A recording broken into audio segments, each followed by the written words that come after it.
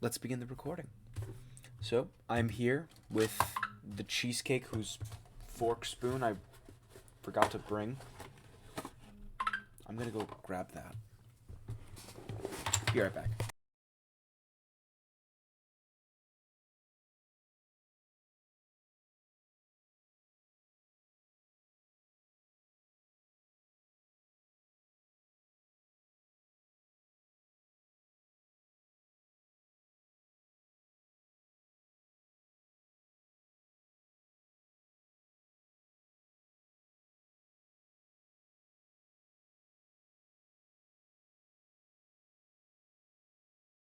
Which was a fantastic way to start the recording.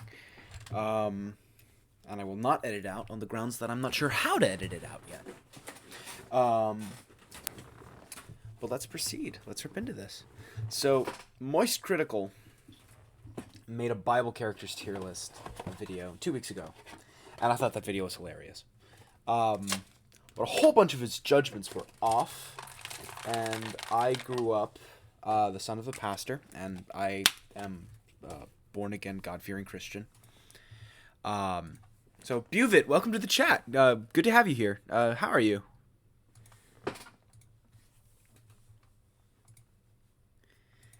And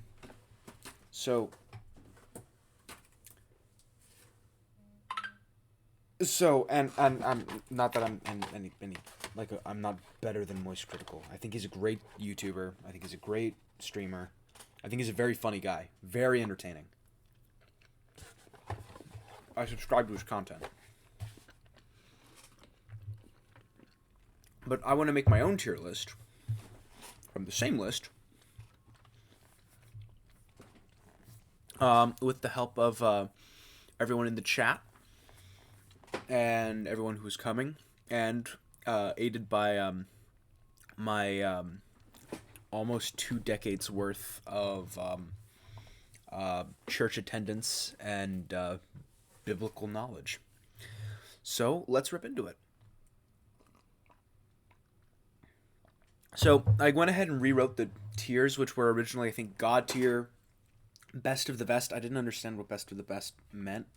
I'm just gonna call it metal, because I think it's there's some pretty metal picks to go in there. Pretty cool refers to people who are generally positive but aren't like sick. Meh boring is kind of closer to a neutral score. Where really metal, pretty cool, meh boring, lame, and gross or terrible are the standard scores, while God tier is reserved for a few. So like I'm just gonna go ahead and really quickly just go ahead and lay them down. Since God exists outside my realms of comprehension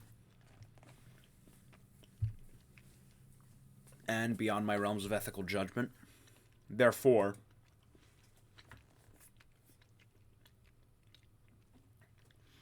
how am I to put him anywhere underneath? How am I to judge him anywhere underneath God tier? Since I don't understand him. I understand some of him, and I understand what he wants of me and his servants, but I don't understand him.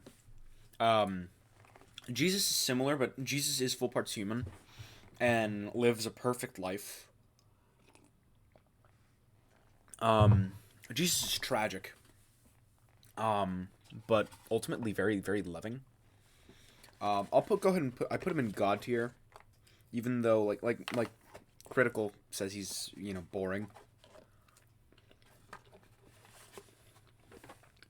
but he's not. He's like he dedicates himself to God without fear or without hesitance. Hesitance maybe when things get rough. Like he asks if there's another way to save humanity without his crucifixion, but when there isn't, he goes through with it. He's kind of a champ, just total hero. He goes in God tier. Isaac's meh.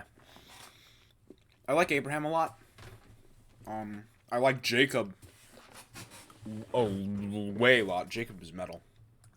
Um, Jacob wrestles an angel, even though he's deceitful and unethical. And, while some people could say he's justifiable since he operates under the directions of his mother, that he's kind of like, he's deceptive. Although he does operate under the directions of his mother, he does deceive Esau, who is meh.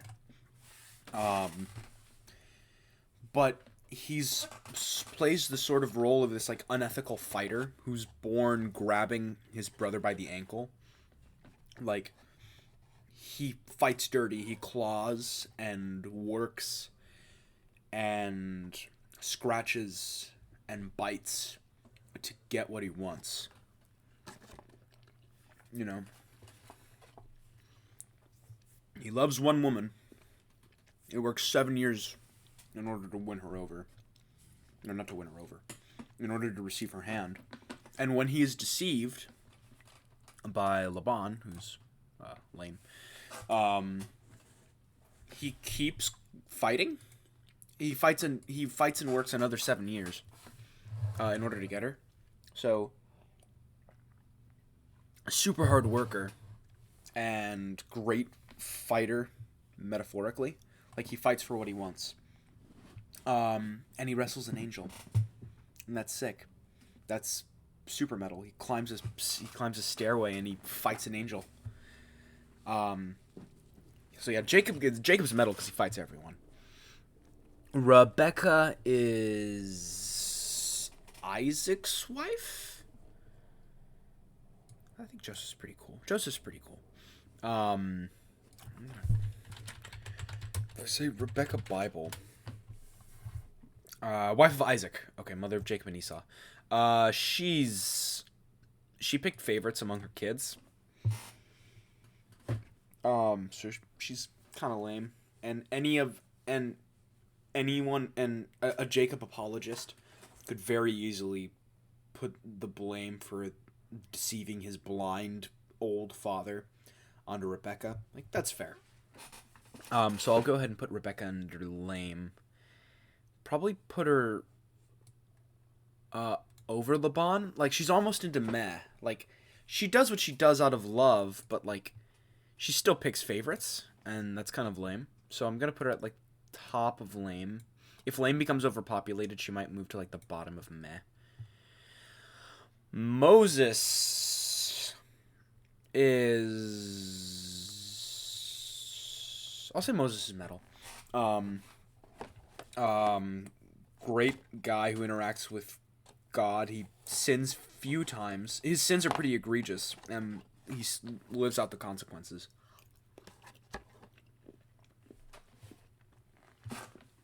He murders a man, so he's exiled. He acts out in anger against a rock. They're disobeying God, so the Hebrews are sentenced to walk the desert for 40 years. So, pretty heavy consequences on Moses. But a lot of the really cool Old Testament miracles go to him. You know, splitting the sea, turning the staff into a snake, plagues, Passover, all Moses. Moses is metal. I like Jacob a little more, but Moses does enough to be placed in metal. Pharaoh.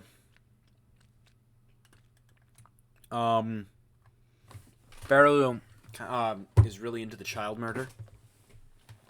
Or genocide, I suppose. Which he failed to complete, but he certainly tried.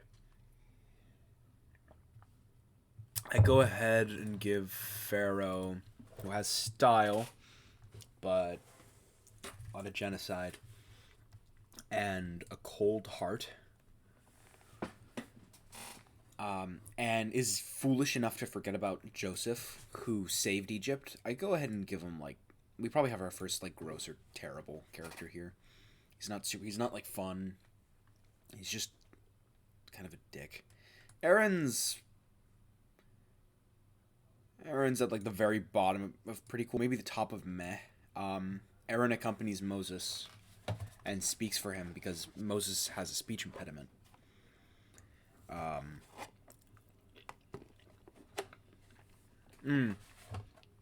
but Aaron also went ahead and made a golden calf after witnessing all of the miracles of God. So I'm gonna go ahead and put him because that's kind of you're right because that's kind of a bad move. I'm probably gonna go ahead and put him into net here.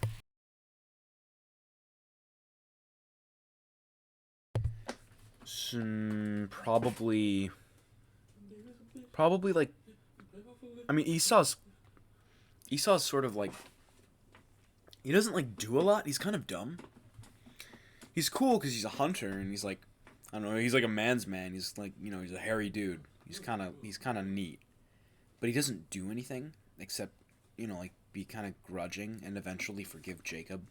But like I'm pretty sure his descendants weren't any good. I'll probably go ahead and put Aaron here. He feels like Dollar Store Moses. Yeah, dude, Aaron is Dollar Store Moses. I pull up a dollar store and then I go pull on your whore. Okay. Joshua. Joshua's pretty cool. What's to say about Joshua? Joshua brings down the wall of Jericho. He follows God's orders. He leads the Hebrew people after Moses dies.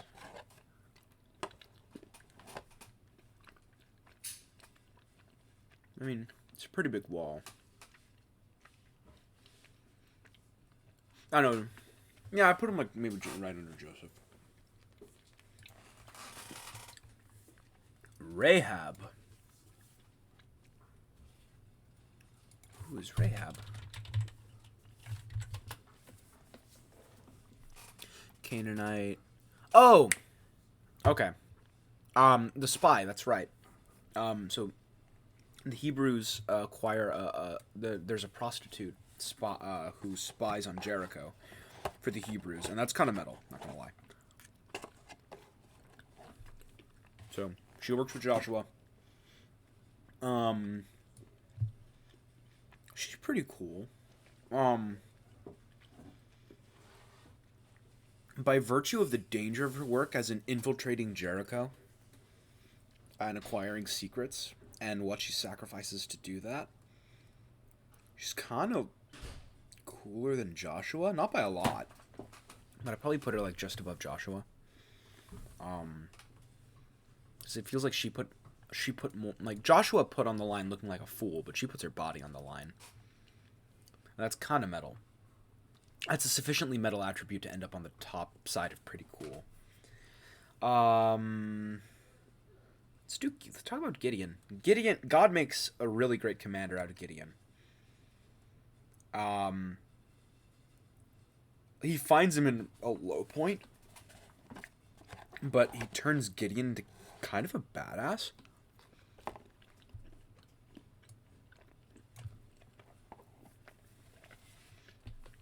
He wipes out this huge army of men by lifting up torches and blowing horns, he and his forces. So I'd probably put him at like the bottom of metal tier because that's a very, very metal feat.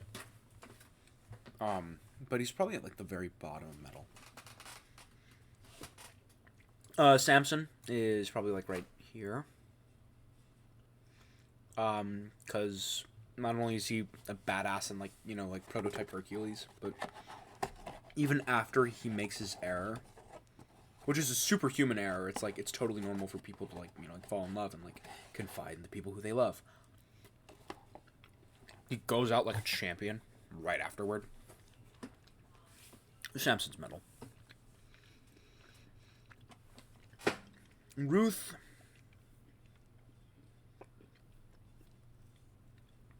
loves her mother-in-law, and they survive with one another for a bit. I think Deborah's her mother-in-law. I think that's Deborah. Prophetess among the Israelites, only female judge. I do not know about Deborah. Fourth judge of pre-monarchaic Israel.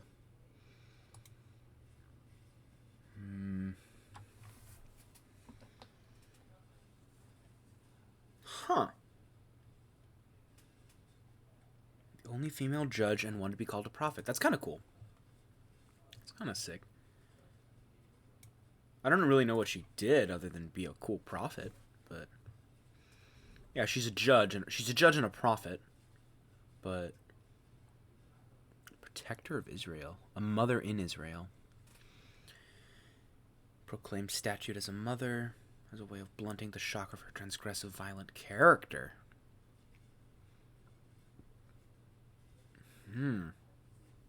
As a counterpart in the wise woman of Abel, who speaks for her and rescues the city of Abel, where she says the people of Israel are bringing their disputes. With Miriam. It's kind of cool. That's kind of cool. Yeah, sure, go women, I suppose. Huh, I did not know that there were any female prophets. I mean, it makes sense. They don't, like, when people think of prophets, like, people talk about, like, you know, like Moses, Eli, Samuel. Huh. That's kind of cool. I did not know she existed. Ruth, loves her. Okay, so then I'm pretty sure Hannah is her stepmother. Ruth and Naomi. Naomi is the stepmom. So then who's Hannah? Let's put Ruth at the bottom of pretty cool. I don't know. She's just very committed, I suppose. Committed in the face of adversity. And I like that. She's like at the bottom of pretty cool. Eli is metal, probably right above Moses. Eli opposes King Ahab. He has some weak moments, but he throws fireballs in 2 Kings. He just throws fireballs. He kills like 100 men by means of fireball. And that's sick. That's super sick. That's like that. He's on like that 7th level cleric path, path of the light sort of step. Actually, he brings people back from the dead, right? Eli resurrects people. Does Elijah resurrect people?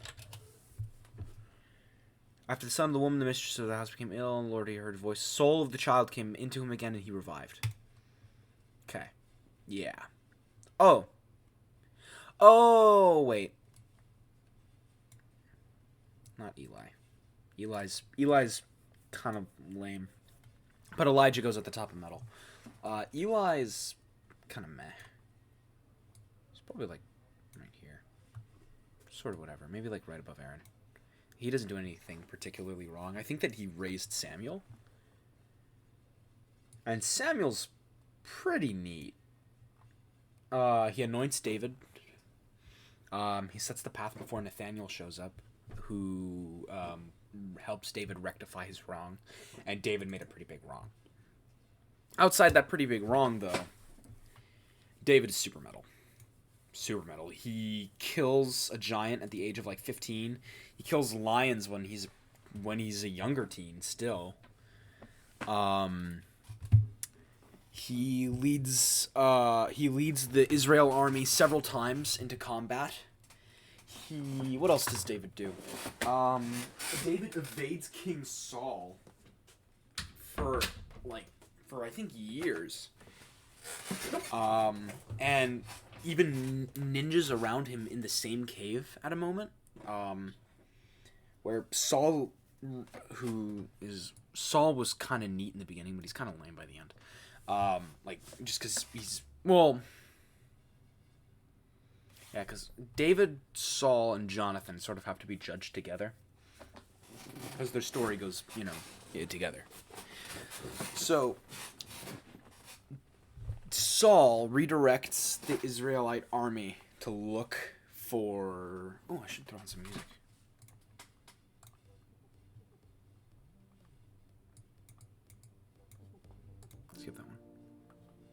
Cool. So, much better. I apologize. I've just been speaking with silence in the background this entire time.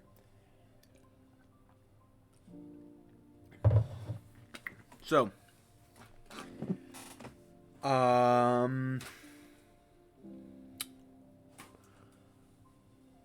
let's see. So, David is being hunted by Saul, who is the king of Israel. And David refuses to kill Saul the entire run because he still thinks that Saul, he calls Saul his king, even after Saul has effectively betrayed him. So even when God puts Saul into David's hand,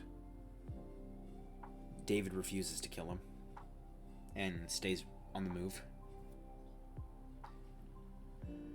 So yeah, David's a great warrior, a ninja, a commander, super brave, super faithful. Saul was a good leader in the very beginning, but he kind of gets into his own head and then like falls apart.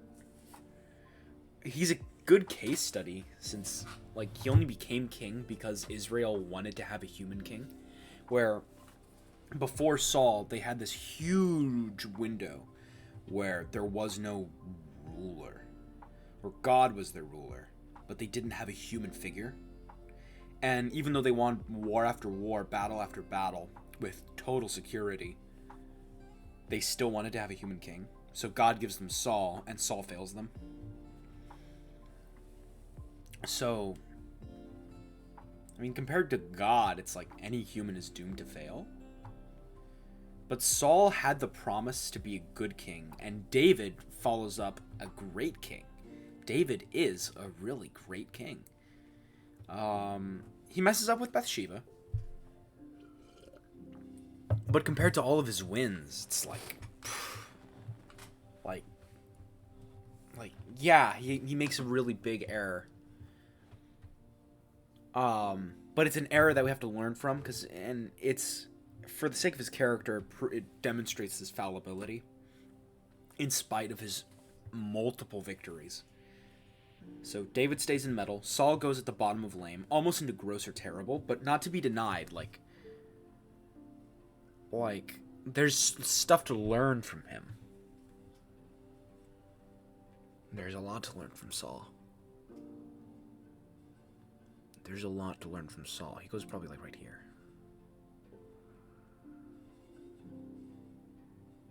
Yeah. He goes out like a chump. He gets ambushed. And David could have killed him more than once. So he's kind of weak. But there's stuff to learn from him. He's interesting. So let's go ahead and put Saul in lame. And his son Jonathan, who loved David and who David loved, they got along very, very swimmingly. They're romanticized to have been gay lovers, but the Bible says nothing about it. So as far as them just having like the tightest romance in the Bible, other than that, he betrays his dad in order to protect David on one or two occasions. I'll probably put him maybe like here, maybe like right under Deborah. Like, he's pretty cool, but he's not super important. I don't know, David weeps for him when Jonathan dies. Jonathan dies with Saul. They get ambushed together. And that's not a spoiler, because the Bible's been around for more than, about 2,000 years. And some of the stories even longer. Hannah.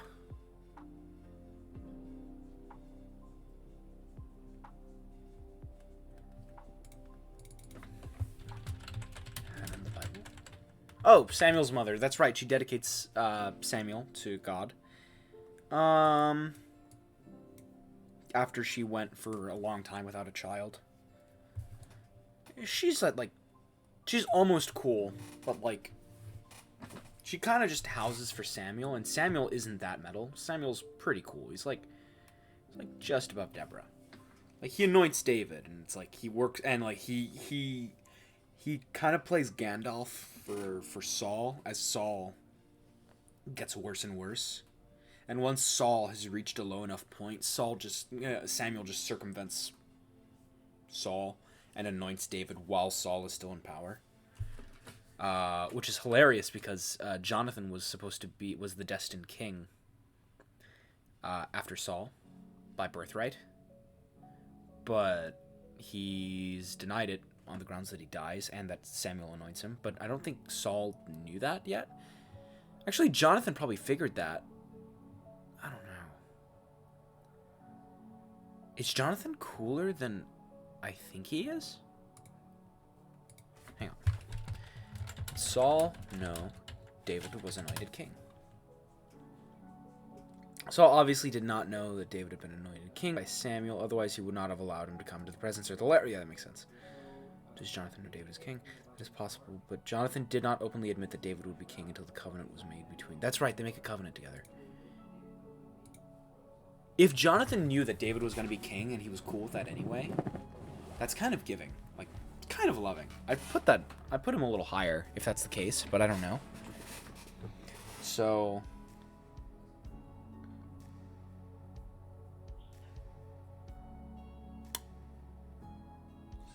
let's go ahead and leave Jonathan here.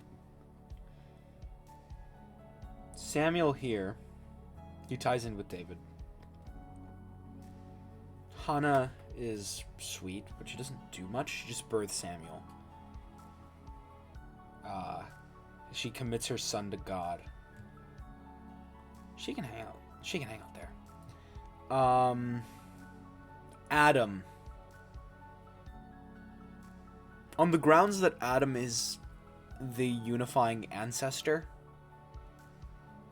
it'd kind of be mean for me to disregard him, because he's like everyone's heritage. But he disobeys God for Eve. And like people put that on Eve, like oh, like she tricked him, she deceived him. But it's like, no, Adam knew exactly what he was doing. So it's like, you don't put them like any lower than one another. I mean, like, Eve let herself be tricked by the snake in the first place, and maybe it's like a step back for it's like not so far a step down for Adam to be let himself be deceived by Eve, but he still like fails. Like he knew better. He didn't have to take the fruit. I think I'd go ahead and put Adam and Eve at like the bottom of meh.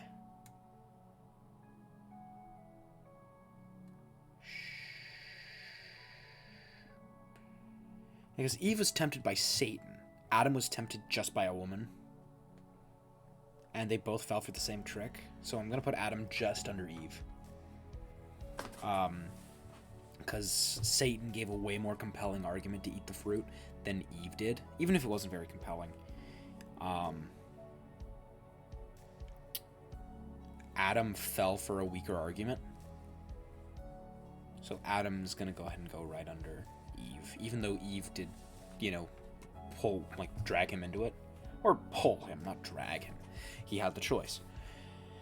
Goliath.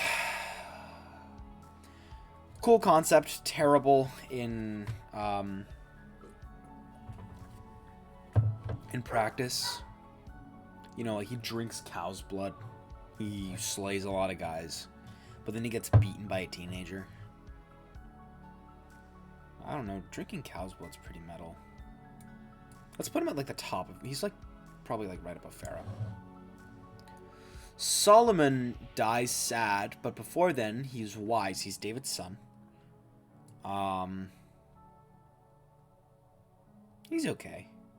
Solomon's maybe right here. Elisha is Elijah's disciple. He watches Elijah ascend. Elisha is pretty neat. He's a good prophet. He's a good student. He's probably put him right above Samuel. He's not as metal or like, not really as cool. He's like the Obi-Wan to Elijah's Yoda. Jezebel. She's kind of evil for the sake of being evil. Like, okay, she seduces King Ahab. And King Ahab's gonna go, like, right here. Because he lets a woman of non-noble birth rule his kingdom for him. So, that's nothing against women. It's like, he fails to set boundaries with an evil woman who he falls in love with because she's hot, I guess. But Ahab's the king of Israel, or Judah, I think it's called at that moment, and lets Jezebel rule it, basically. Like, he lets her do whatever she wants, and she trounces all over him. She's probably gonna go, like, right here. But she doesn't have much motivation other than, like, she's kind of power hungry. I don't know, I guess she'd go here. But yeah, Ahab simps for Jezebel. And that's no good. Satan. Let's do Satan. If this were an ethical rank, like a ranking based on ethics, then sure, Satan would go down here. But it's like, Satan also operates on a level that we don't understand. He's remarkably intelligent. He's attractive. But he's a divine being. Or he was a divine being who became a demonic being. You know, he's a fallen angel. His narrative is sad, tragic, but it's like, we don't empathize for him. Like, we pity him. Satan isn't someone to be sympathized for. It's like, you don't go like, oh, like, that's so sad. Like, God cast you out of heaven. It's like, no, you tried to usurp God. It was in your heart to usurp him. So God casts you out. Like, and even now, while you are in hell, you understand exactly what went wrong, and you know that God would probably forgive you for it if you repent, but you don't. Instead, he pulls the school shooter move and tries to annihilate the most beautiful thing he can find, those being Adam and Eve. So Satan is like the case study of resentment. He and Cain. Cain's pretty sick by similar standard. He's not God tier at all, though. Cain, I'm gonna put probably like the bottom of metal. I'm gonna put Cain and Abel. By virtue of their spirit. I'm gonna put Cain right above Abel. So, yeah, because it's good to compare Satan and Cain, and then you can't do Cain without Abel. So, Satan and Cain act out of resentment, where something happens, rather than rectify that they did something wrong. Satan doesn't think like, oh, I went against God, that was wrong. Instead, he digs deeper into it, and when God puts him in hell, he just sits there and cooks on it. He sits there and boils in his own resentment, and decides to murder the first thing he can get his hands on, which is humanity. So, Cain is similar, where God picks Abel's offering in favor of Cain's offering. And after that, Cain does almost the exact same thing. He takes the most beautiful thing he can find, that being Abel, who has God's favor, and murders him. Abel, if the situation were flipped, where Cain's offering were taken favor, Abel probably would not have done the same, because that resentment was not in his heart. It's like he was giving from the very beginning. Like, he didn't give more than Cain did. He did. Cain gave God plants. Abel offered him a lamb, and the fattest of the lambs. So, Abel is not only all-giving, but he doesn't give thinking about the reward and favor and praise he will receive from God. He just gives because it's in his heart to give. It's like, this is what he does. This is it's like this is like his career. It's like he loves God. And if the situation, knowing that if the situation were flipped, he wouldn't proceed to resent and murder Cain. Rather, he'd just try again with a better offering. He ranks similar to Cain, probably just under him, because Cain is also a cautionary tale of not only resentment, like how Satan is, but he's a really, really interesting story. The Professor Jordan B. Peterson does like this whole bit about Cain and Abel, and it's super dynamic, super interesting. I highly recommend it for like everyone. He rips pretty deep into it. Deeper than I can go.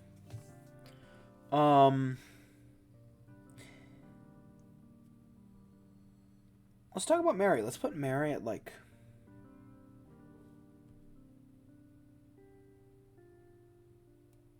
Let's put her at like just above Joseph. Mary's pretty cool. Mary is virtuous, sufficiently virtuous to birth the Son of God. So like she's chosen. But she's not like entirely blameless or like perfect. She's romanticized to be as like this like all-giving mother. And it's true, she sticks around for a while, and she's a good mom. But she's over-romanticized by Catholic media. The Bible honors her, but it doesn't praise her. Like, she's confused to be a god-tier character, but she's not. She's a human. She's purely human. She's just a good woman.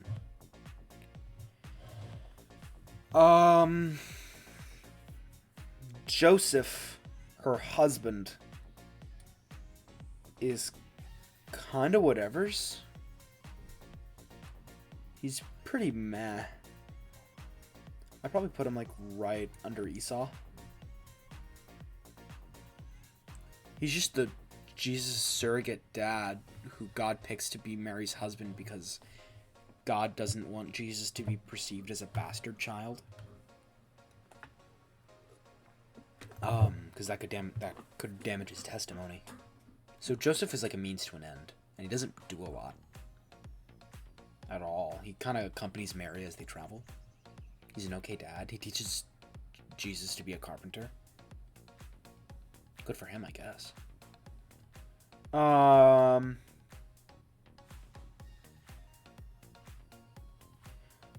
Esther. We'll get to Nehemiah. Esther is more interesting than Nehemiah. Esther is true to her people. Loves her uncle Mordecai. And spends her audience with the king protecting her people from this dude Haman, who's like, I don't know, he's like, it's kind of a political intrigue story with him. Mordecai is like right here, maybe. I don't know, Mordecai just sort of guides Esther, but Esther's pretty sick. Probably put Esther like right here. Esther, yeah, at risk of being killed by her soon-to-be husband, the king. I don't think they're married by the time she speaks to him. She totally risks dying there, since I'm pretty sure he beheaded the last queen. So she puts her life on the line for her people, which is super duper metal. Yeah, Esther's like, yeah, I feel good putting Esther above Mary. She's brave. She's very virtuous. Job suffers and stays true the entire time. Probably gonna put him like, he's really metal. Like, he stays true to God the entire time. Even when people say, oh, you might have done something wrong. It's like, he stays, like, he sticks to his mind. And while sticking to the fact that he had been virtuous the entire time, he continues to love God. He's definitely top of metal. He's not God tier. I don't think. He's like... probably like maybe here? He's like right above Jacob. Yeah, Job's good.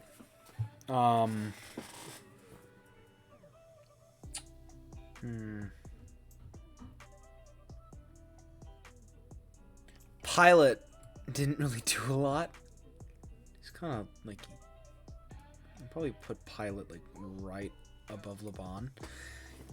Pilate was the Roman official in charge when Jesus was crucified, so he wrote it down. But he really didn't like. He didn't like go out and kill Jesus. It's like the Hebrew Pharisees brought Jesus before Pilate and said like, oh, like he is sinned by Hebrew code and you have to have him killed. And Pilate wasn't like super on board with it. Pilate just said like, oh, okay. And then he kind of sat and suffered on it for a bit afterward. So Pilate's kind of lame. Nebuchadnezzar was king when Shadrach, Meshach, and Abednego are around. He's okay. I don't know.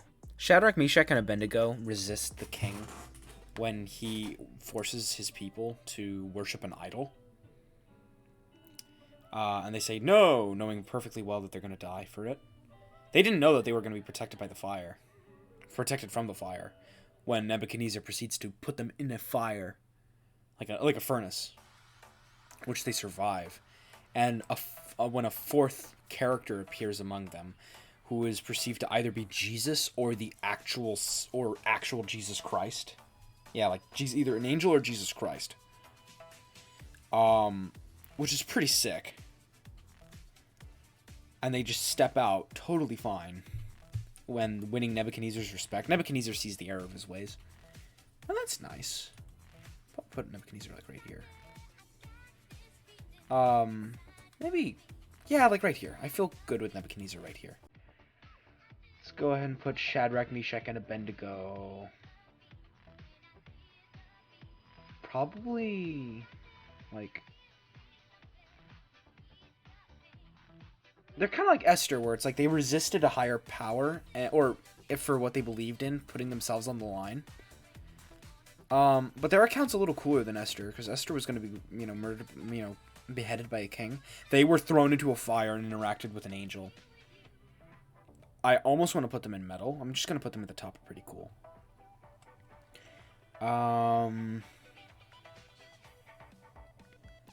Stephen is the first martyr. I'm not trying to dodge Nehemiah because I don't know who Nehemiah is. Nehemiah is a prophet, I think. But I'm not exactly sure what he did, so that's going to be a Google search. Stephen was the first martyr. He was good. He was a good guy. He's probably, like, right here. Yeah, right here. This is a good spot for Stephen. I don't think he pulls off many, like, miracles. But he gives himself a Christ. He's pretty neat. Alright, I think Nehemiah's a prophet. Or he's either a prophet or he's a centurion. Nehemiah in the Bible. Cupbearer to King Artaxius, Judah, Palestine. Central figure, the Book of Nehemiah. Persian Judah. Yeah, comforts. Oh yeah, meaning God. Here's the main message. How much you can accomplish when you align yourself with the will and plan of God. Nehemiah and his followers do what seems to be impossible. Okay, but what does Nehemiah do? Last historical book of the Old Testament, right before the prophets. He writes the book himself. This prestigious position reveals something of Nehemiah's upright character. He was highly interested in the state of affairs in Judah. Could be read as a sequel to the Book of Ezra. Susa. A layman, not a priest like Ezra, nor a prophet like Malachi. Malachi, as my cousin calls her. He served the Persian king in a secular position. What else? Expertise in the king's court equipped him adequately for the political and physical reconstruction necessary for the remnant to survive. Withstood opposition, accomplished the goal. Hard labor in a politically insignificant district. He did not claim glory for himself, but always gave God the credit. Fine study in leadership. Internal turmoil. It's kind of meh. Maybe like right above Isaac. Probably gonna drop Isaac down. Just like a little. Isaac's like right here. Isaiah gives 400 prophecies and they all come true. Go ahead and put him like. Probably like right here. Maybe like right here. Yeah, like maybe like right above Rahab, the prostitute spy. Yeah, he sees Christ coming several hundred years in advance and writes all about it. Who's next? Let's go. The false prophet. That's just a part of the apocalypse, I guess. So is the Antichrist. I don't know. The Antichrist is like supposed to be like evil Jesus. He's like born of the jackals, something.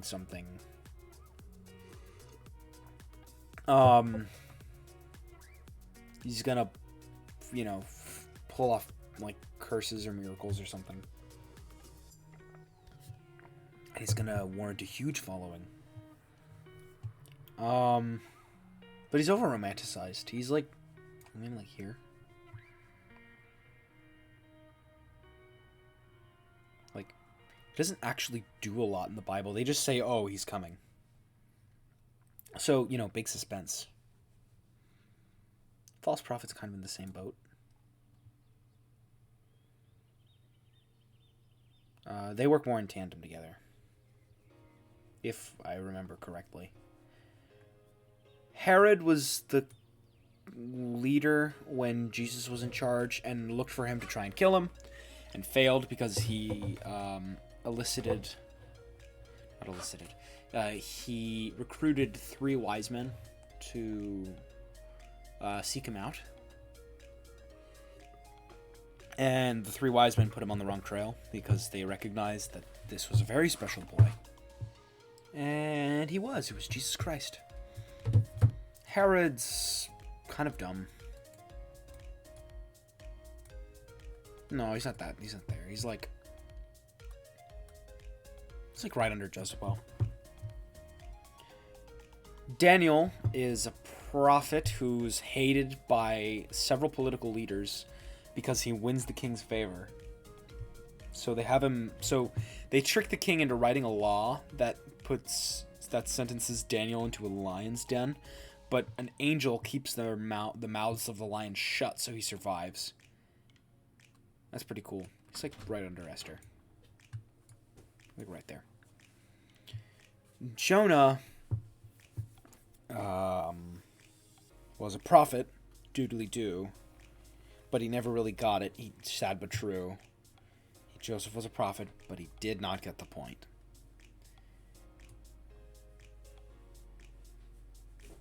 Put him like right here. Let's see. John the Baptist is good. He had a great relationship with Jesus, and he went out. He fasted some. He lived on wild honey and locusts. Baptized people. Got his head cut off. And Jesus loved John the Baptist. They were cousins, and John the Baptist reacted to the coming of Jesus while he was still a fetus. While John was a fetus, like while he was in his mother's stomach, like he jumps when he hears Jesus, when he hears about the coming of Jesus. I'll put him on like the bottom of metal. Yeah, like right under Abel. Let's go.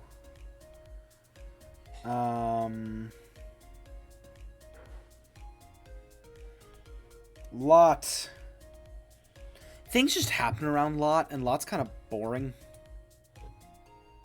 Probably go ahead and put Lot like here. Like his daughters take advantage of him after making him drunk. And Abraham sticks his neck out for Lot a lot. After Lot took the better land between the two. Actually, I put him right under Jezebel. At least Jezebel is a neat villain. Lot's just kind of a dumbass. Put Lot a little lower. Lot's like right under Goliath.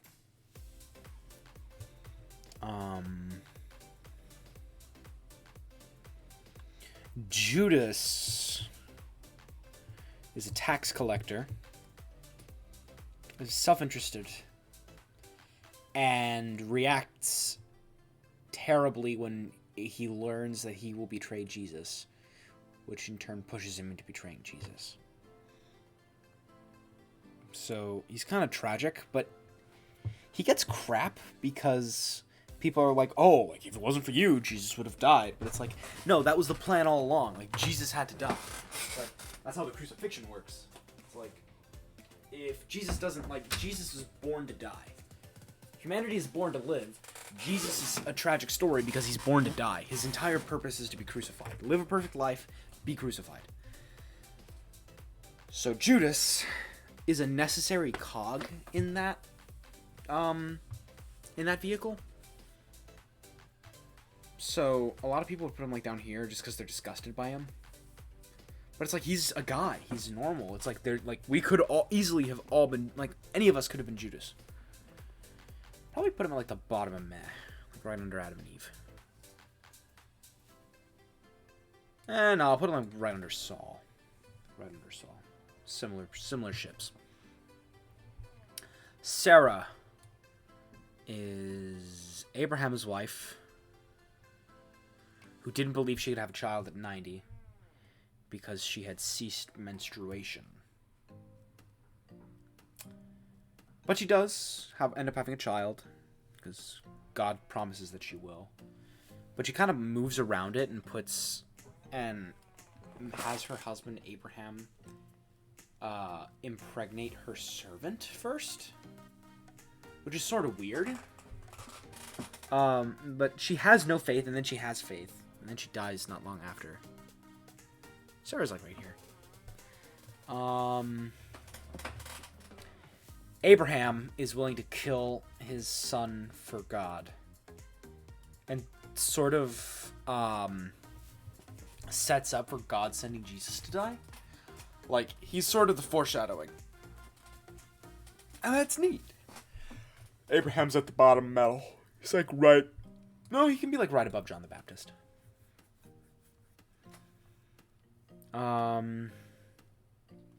Silas was with Peter in prison. He was not a disciple, but he was one of the apostles, I think. At minimum, he was navigating with them. Silas, but he doesn't do a lot other than that. He just kind of accompanies Peter. Peter's pretty cool. Peter sees a lot go down. Put Peter right here. He's not a smart guy, but he has a lot of faith, and he's committed to Jesus. And when he denies Jesus thrice, as Jesus foretells he will, he gets super upset because he loves Jesus. He loves him to death because he has a very repentful heart. But after Jesus, I think the slide should be on. I think that looks better. I wonder if I can make the lamp balance, though. Okay. Let's see here. Peter pulls off some miracles himself. He gets persecuted.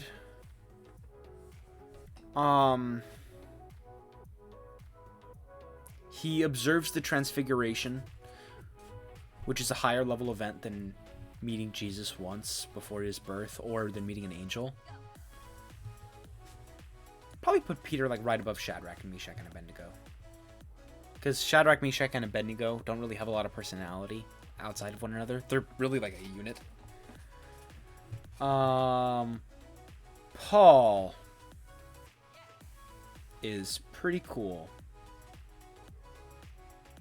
Paul's like right above Elisha. He starts as Saul, who persecutes Christians, but encounters Jesus post-crucifixion, so Jesus comes down and blinds him and gives him instructions, which Saul follows, into a rather compelling story of forgiveness on the behalf of a man whose brother Saul killed. After the man takes care of Saul and Saul's vision is restored, he repents for all the terrible stuff he's done, and he changes his name to Paul. So Saul is Paul now. And from there, he writes a whole bunch of letters. He helps create a whole bunch of churches. Paul is a pretty cool dude.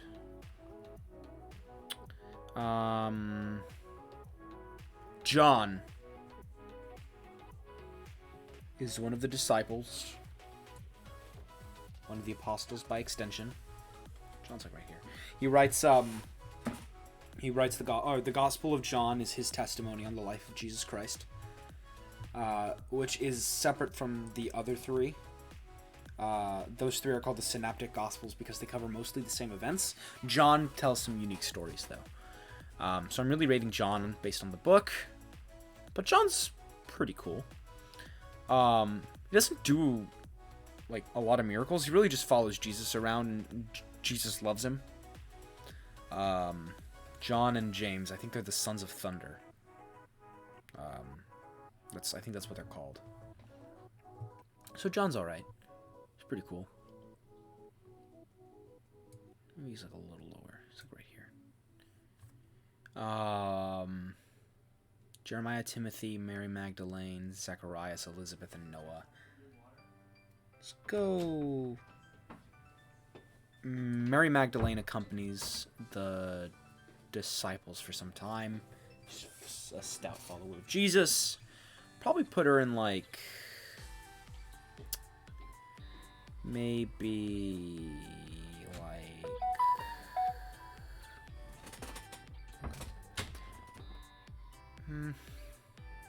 she's cooler than Haman. She's probably like right under Stephen. She's alright. Yeah, like right under Stephen. I think she has a connection to Lazarus, who Jesus resurrects. And that's pretty neat. Timothy accompanies the apostles for a bit. He's kind of boring. Doesn't do much.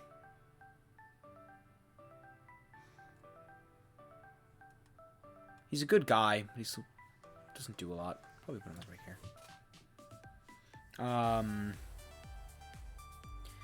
Silas accompanies Peter. They're in prison together. Probably put Silas at like... But Silas doesn't do much. He doesn't have a lot of identity. I'll put Silas here.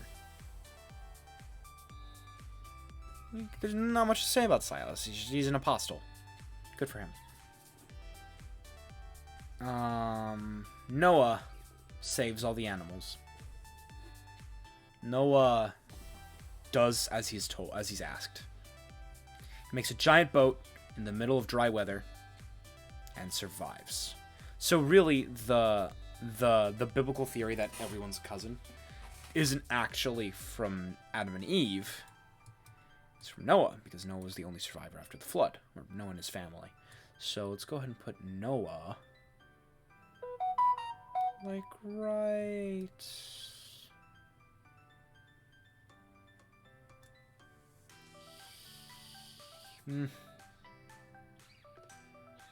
Blameless for his time. He does what he's told. Probably put... maybe not metal. It's kind of metal. I'm going to go ahead and silence this. No, it's kind of metal.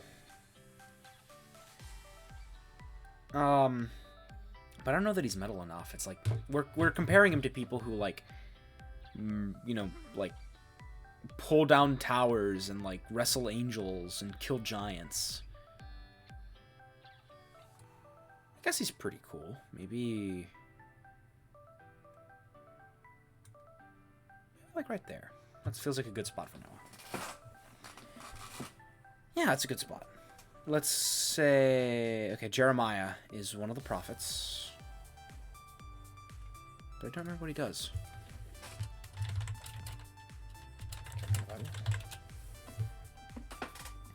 The Weeping Prophet, one of the major prophets, in addition to proclaiming many prophecies. Okay, he's like Isaiah. It goes into detail regarding the prophet's private life, his experiences, and his imprisonment.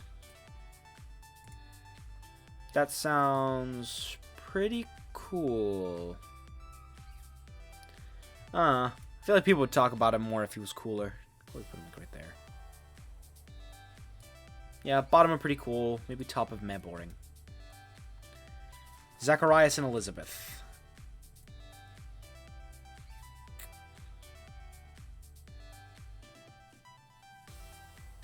I have no clue who Elizabeth is.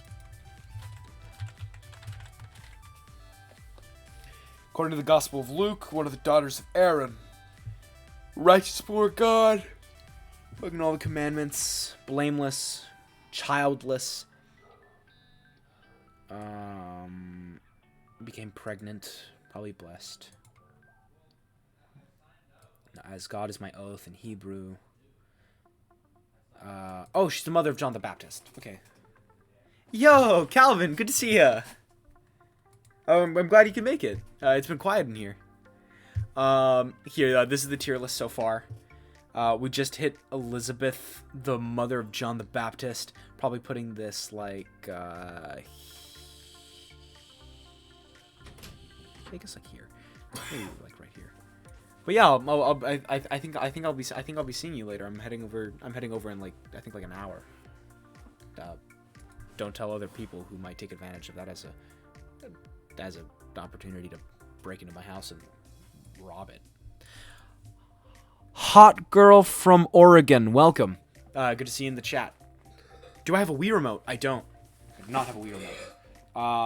I do not have a Wii remote. I think, Daniel, do you have any GameCube controllers? I do not have a Wii remote. I do not have a GameCube controller. I have a Switch with Joy-Cons. I don't know if that helps, but I do have that.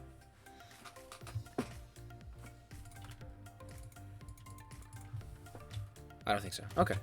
For sure. Well, then I will delay on my turn for whatever is being contested with the Wii Remote, which I suspect to be either Mario Kart, Just Dance, or Smash Brothers. But who's Wii?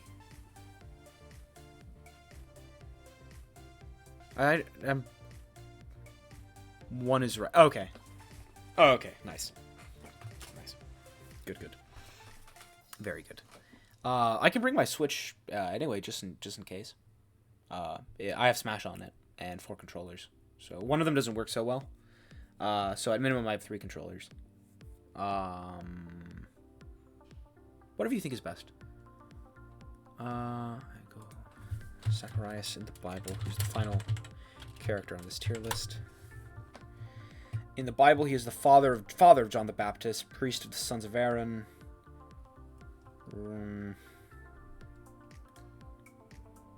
Nobody talks about Zechariah. Or Zacharias. Sorry. It sounds boring. Probably like here. Perfect. Full Bible characters tier list. This stream will continue for maybe about another 20 minutes. I think I have time for another tier list in the intro. But a shorter one. I'm gonna save this one. Stop. Log in now to save your tier list. Can I just can I just download the image? Yes. Open with. Sweet. I'm gonna hang on to that. Probably put that on like my Twitch feed or post that somewhere. Because you know, like the more people I can get to agree or disagree with me, the better, right? Make some noise, make some arguments. Because arguing with people online is like the most useless stuff to do, but it's entertaining. So, boom, that's the Bible characters tier list. I feel pretty good about this tier list. I think I have time for another one. Yeah, Calvin, I'm gonna need your help with this one. I think I'm gonna do the Star Wars movies next. Let's go into actually, no, it's not there. Let's go into bookmarks. Star Wars movies tier list. Okay. So, each of these ones have more. That's Avengers films. So each of these are Star Wars film ranking. Perfect. Okay, so these are going to be heavier because there are fewer of them. Shows also just the movies. Otherwise, that just means Clone Wars and Mandalorian both go to S tier. Rebels goes to D tier, and I haven't touched any of the new kid shows. So we have less time for this one, but we're gonna handle these pretty quickly. Let's go. Okay, let's go. Revenge of this. If I can drag it. Okay, there. Okay, yeah, it's just lagging a little bit. Let me close this. Close this. Okay. Let's see here. So yeah, just movies. To answer the question. Let's see here. So. Can I grab it? Yeah, let me reload the page. Yeah, it's being a little buffery with me. Just images. Okay, there we go. Now we're catching up. Yeah, I'll start by putting A New Hope in S tier. Let's put Empire probably right above A New Hope. If it goes. Man, this website is just not cooperating. Okay. Elaborate. Okay, elaborate for you. Okay. So, oh no, I did not put The Force Awakens up there. No, the website's being buffery. No, I do not put Force Awakens in S tier. I put Force Awakens in D tier. Here, I'm going to open up the page one more time. Okay. So it's just choosing to be laggy then. Okay. There we go. Are we working? I think we're working. Okay. There. Good. It's good. It's going. So I'm probably going to put Empire right above A New Hope. These are unequivocally great movies. I enjoy them both. The only thing I don't like about A New Hope is the droid segment in the very beginning. I think it's a little slow. Empire is good basically from beginning to end, and the final third is intense and great. Almost all of the extended media is based on Empire. Like, Boba Fett is introduced in Empire. Clone Wars and the prequel trilogy are founded on the revelation that Vader, spoiler warning, is Luke Skywalker's father, Anakin Skywalker. It's all based on Empire. So the entire franchise then hinges on Empire above any other movie, any other property. So it takes precedent over A New Hope as a result. Episode 2, I enjoy it. I think Jango Fett is wasted. I'll put this in like C tier. Yeah, I'll put that in like C tier. Return of the Jedi is an A tier Star Wars movie. It's my personal favorite, but the Jabba's palace sequence, he does well versus Obi-Wan. Yes, he does. He handles, but then he only to be destroyed by Windu way too quickly. So you're right. He does do well against Obi-Wan, but he gets murked by Windu, and in a perfectly fair fight. He just wipes super fast. And it sets up for Boba Fett to do some neat stuff in the new properties. Like, he's probably gonna be in Bad Batch Season 2. He's done some stuff in Clone Wars. He's in Mandalorian. He sets up a little bit. Jetpack broken. I agree, jetpack is broken. Jetpack broken, but Windu kind of like ignores it. I don't know. Jango Fett. They should have done more with Jango Fett.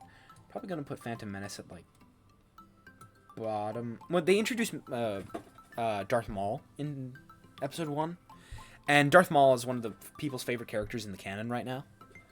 But he's kind of lame in this movie. He has a cool design, and he has a double-sided lightsaber, but he doesn't do much. He doesn't have much motivation other than to be a Sith. Right. He's that's what I'm saying. He's kind of boring. Like in Phantom Menace, he's boring. He kills Liam Neeson. Do. Best theme. Yes. Yeah. I agree. Do. Yeah. Duel of the Fates. Absolutely. It's a great soundtrack. Which is why ultimately it's like if you haven't seen the Star Wars movies, these movies aren't a waste of time. Phantom Menace may be a little more than this one, but like, but they're not nearly as good as say these movies. Revenge of the Sith, I'm gonna go ahead and place right underneath Return of the Jedi, probably about the same level. Cause no, I'll put Revenge of the Sith a little above. They have the same problems, where when the movies are being good, they are great. Like, the best part of Return of the Jedi is Luke, Vader, and the Emperor's interaction. And that is, like, dynamite Star Wars. But they waste time on Endor with the Ewoks. They waste time on Tatooine at Jabba's palace. So it has lame moments. Like, Obi-Wan going to fight General Grievous is kind of lame. Grievous is meh in this movie. He's got a cool design, but he doesn't do a lot. He doesn't kill anyone. He's not intimidating. Count Dooku's there, but he's dead very quickly. And I understand they have to do that in order to get on with the, Grievous line and with the Anakin falling to the dark side story. But man, like... Oh sure, Clone Wars Grievous is sick. Like in Genndy Tartakovsky's Clone Wars from 2003. Yeah, he's an absolute monster. Totally agree. He's sick, absolutely sick. But that's like that Grievous is like so separate from Grievous here. Grievous here is like a Saturday morning cartoon, like time to abandon ship, and he has like a special form with like double more arms. But he doesn't do anything. He just loses. That's all he does. He just loses. 2003 Clone Wars Grievous is a badass. Bonafide, murderer, wrecker, super duper sick. Yeah, man. He's pretty badass, man. Right. But in Revenge of the Sith, it's kind of lame. So, again, so I say Revenge of the Sith is just a little better than Return of the Jedi because it has more good moments. Even if the great moments in Return of the Jedi are, like, I think Luke fighting Vader is better than the Order 66 sequence or, like, Anakin fighting Obi-Wan. Not by a lot. They're, like, the same tier. They're both A-tier Star Wars movies. But while Return of the Jedi's strongest moments are stronger, Revenge of the Sith is more consistently good.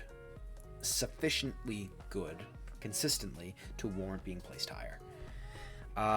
Okay, we're getting into controversial picks. Gonna put this one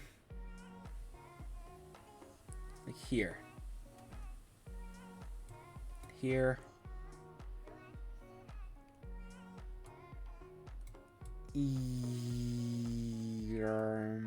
Right here. And we'll get to the Last Jedi. Let's talk about these. So Rise of Skywalker is a movie. It has some actors. Acting. It's got some cool visuals. It's got a plot. It feels like Rise of Skywalker is the result of these two movies having a brutal divorce. This is like their traumatized child that could have been really good. Could have been a great Star Wars movie. Could have been a really cool ending to the trilogy. But it's not. And it's not this movie's fault. So I don't like rate it like it's not like garbage. Force Awakens is garbage. They had 50 years to improve on the New Hope formula. But all that they really improved were the visuals. Like, the characters are less compelling. Like, Luke Skywalker is a more compelling character than Rey. Han Solo is more compelling than the new guy. The guy played by the Guatemalan actor. And Finn is wasted potential. He could have been such a cool character. I think Finn, if the story was about Finn, or if they gave Rey an actual consistent storyline other than like finding her place in the universe, which goes through so many loops and holes, and she has very little personality throughout. Force Awakens is a disappointment. It's a terrible disappointment. Also, Kylo Ren is a neat villain who loses a fight that he should never have lost at all. Like, I'm to believe that Kylo Ren as a Sith is of about the same level as like maybe like Maul. Like, he's been trained by Luke Skywalker, who is one of the greater Jedi to have lived. So he knows how to fight. But he gets beaten by a clone and a Force adept girl who hasn't been trained had to use the Force. Neither of them have picked up a lightsaber before. But he gets beaten? And he gets terribly injured. Yep, sure, yeah, sure, Palpatine genes, but it's like, ugh, like, but then, you're right, like, Palpatine genes would, like, give her an advantage there, but she doesn't pull any crazy dark side stuff, and genetics don't correlate to innate knowledge, secondly. Thirdly,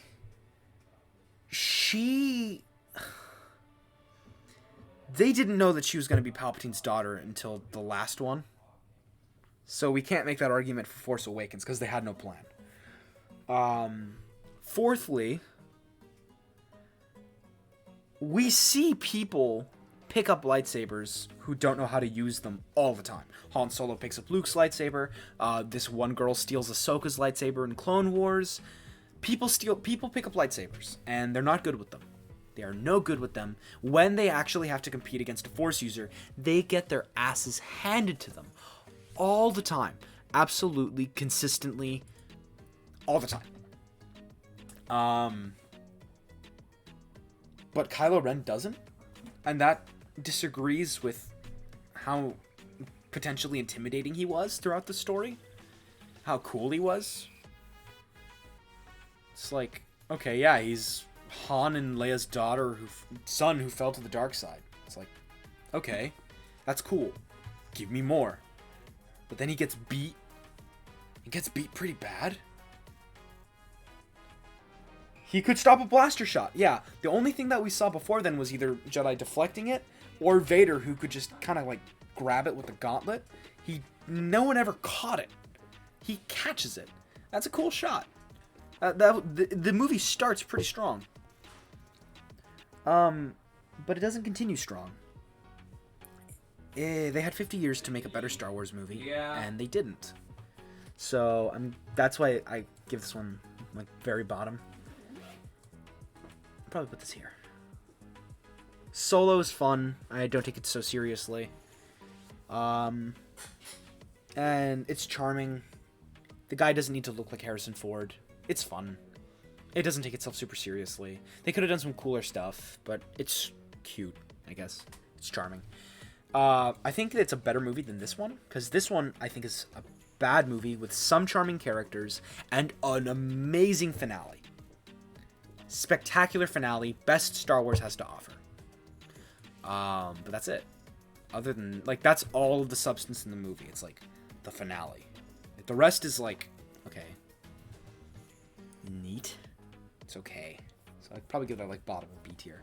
If it wasn't for the Vader hallway scene, this would probably be like top C tier, maybe like right under Attack of the Clones. But The Last Jedi. Let's talk about Last Jedi. Last Jedi initiated a divorce from the stuff that Force Awakens set up by switching directors from Abrams to Johnson. And I don't like what Rian Johnson. I don't like where he started Luke, because Luke, who saw the good in Vader, should never have turned a lightsaber against Kylo Ren and brought about the disaster on the new Jedi Temple. But I like the way how he ends. Like, I'm fine with Luke dying. I'm fine with him astral projecting across the galaxy. That's kind of sick to me. Like, the programmed illusion is pretty neat.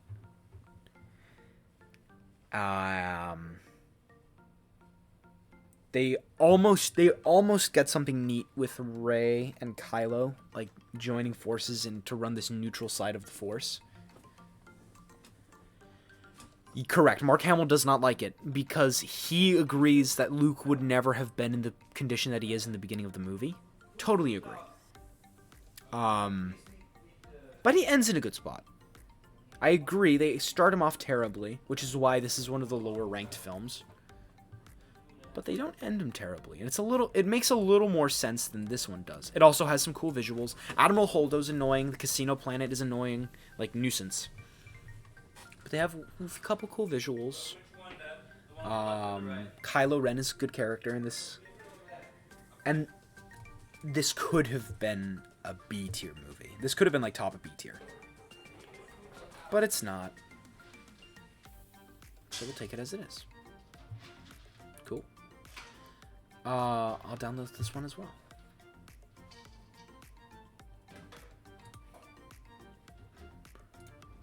Boop. Boop. And I'll go ahead and put this one like over here. Oh, let me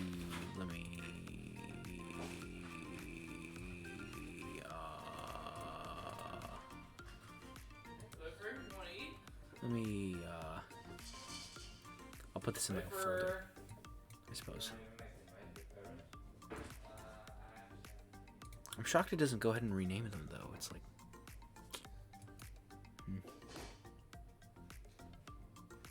Let's put this one over here.